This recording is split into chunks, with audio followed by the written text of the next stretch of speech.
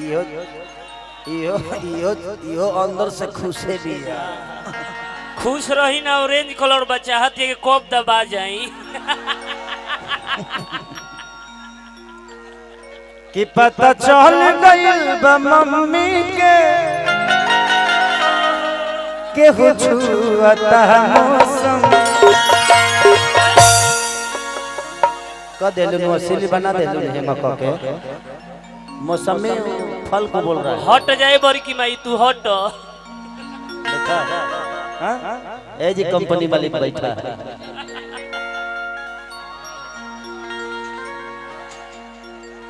कि टूट जाए राजा जी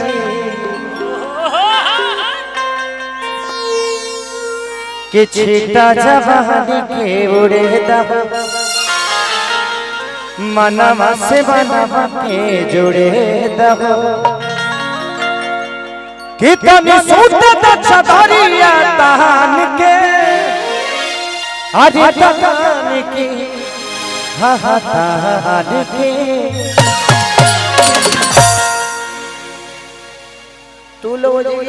कोनो विशेष बात पर पंचायती करत लोग ऐसा नहीं खेलो कि छपरा के बजट तोहरे लोग के सर पाइल बा एजी के नाला तोहरे लोग के निकासी से निकले वाला बा एक ही जगह छाव गो कुछ बतियावत तरी से है नहीं आवस आज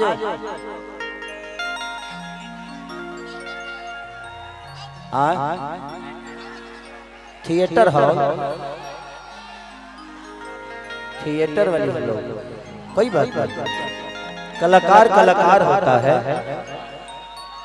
चाहे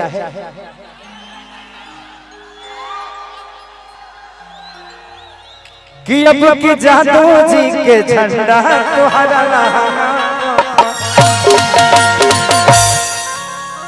पगला आप लोगों के मनोरंजन के लिए गा दिया था। मेरे अंदर जातिवाद नहीं है,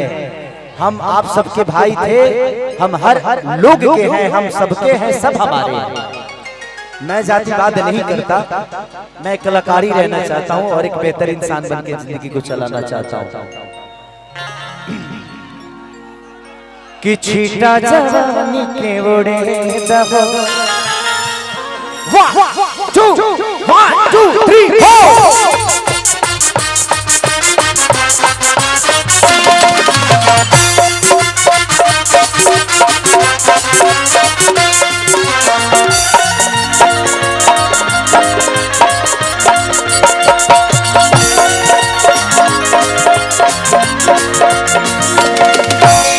4 जवानी के उड़े दहो मनवा से मनवा के जुड़े दहो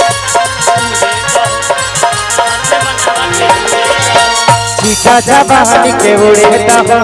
मनवा से मनवा के जुड़े दहो कभी सुता न धरिया तान के अरे तान के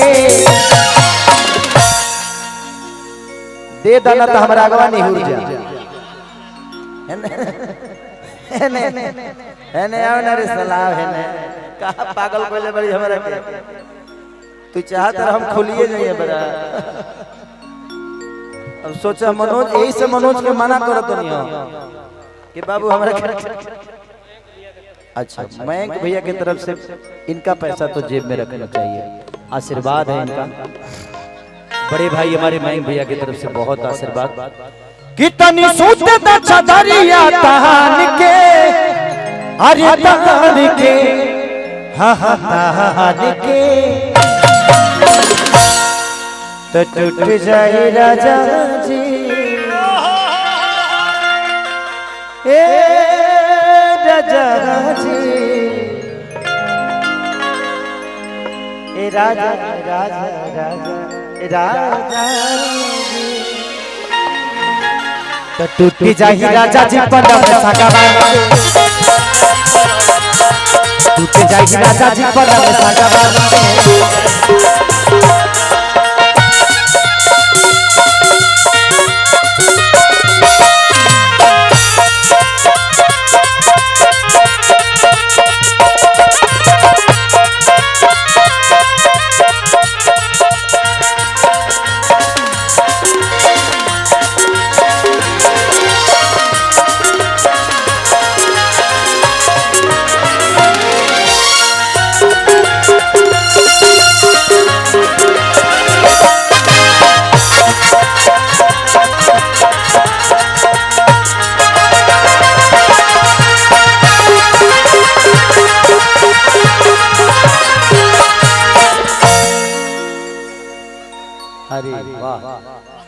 बहुत अच्छा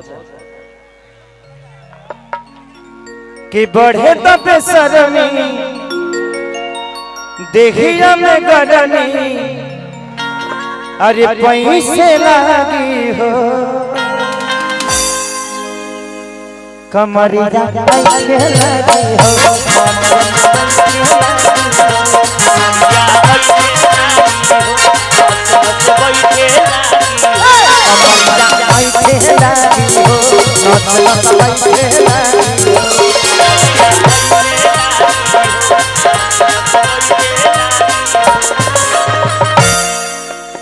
कि तू बहाना ना बनावा सब जान के अरे जान के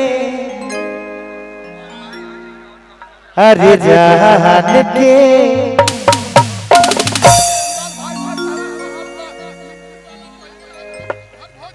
हाँ हाँ हाँ अच्छा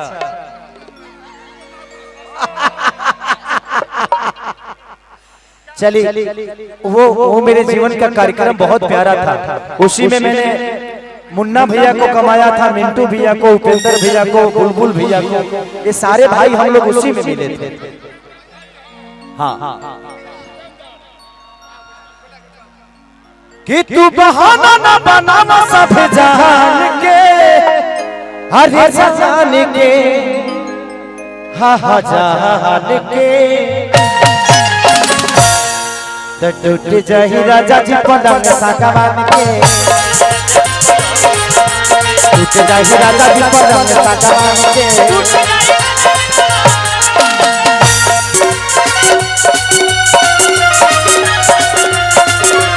हमरा के तरफा के तू बदौना ना कोईबा ए राजा जी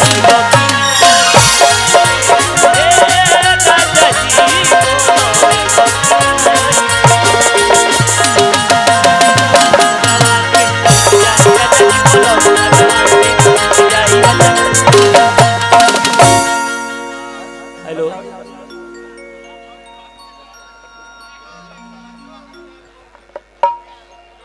हाँ उपेंद्र भैया हम कार्यक्रम कबले शुरू हो जाएगी जल्दी करा देते तो हम तनी जल्दी निकलती से हमके कहीं जाए के बाद आज बहुत सारा चीज बा हाँ के छोड़ा न सटन के कपड़ा कटन के कि चादरा बिछा दिहने मन बजी मन दिखला देहने पलंग पर झुलवा झुला पलंग बजी मन दिखला देहने पलंग पर झुलवा झुला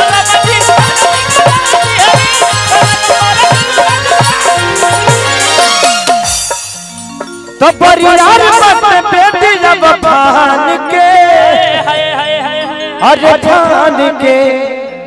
हाँ हाँ भान के तो टूटी जाही राजा जी तो टूटी जाही राजा जी पलंग सागवान के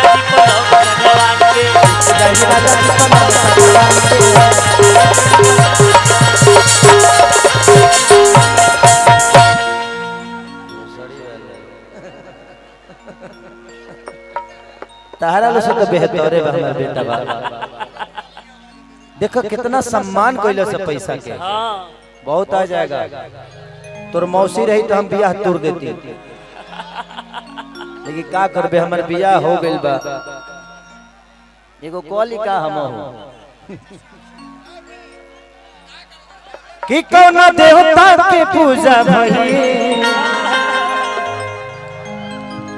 कि नींबू खरबूजा भइल में का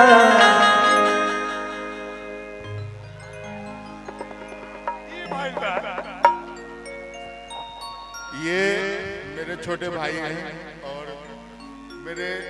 जान है, मेरे दिल है, मेरे गुर्दा है, मेरे फेफड़ा है और इनसे मैं बहुत प्यार करता हूँ। ठीक है। और और इनसे बहुत मतलब